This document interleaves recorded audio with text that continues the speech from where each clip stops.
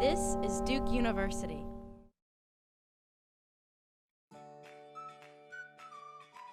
One thing that I do talk about, and I kind of tell my students this at the start, is this idea of having a growth mindset when it comes to learning. I think that's so important. And when I first read the Carol Dweck research about, there really is power in believing that you can get better and power in believing that you can improve on certain skills. And I think some students come and they think, I don't have a math background, I'm not a math person, or I'm not a quantitative person, I'm really more of a humanities person.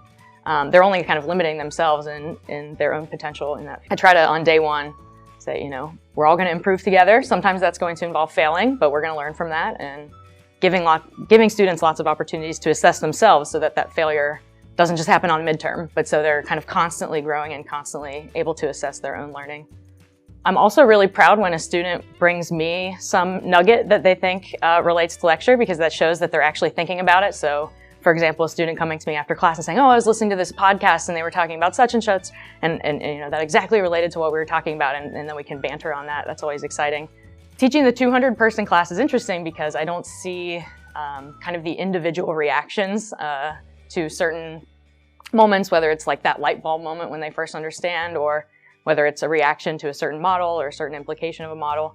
And so I really do try to take advantage of office hours and other review sessions so that I still get that kind of small group, because I love seeing the student who, you can see it in their eyes, they have that light bulb moment, they're like, oh my gosh, that makes total sense now.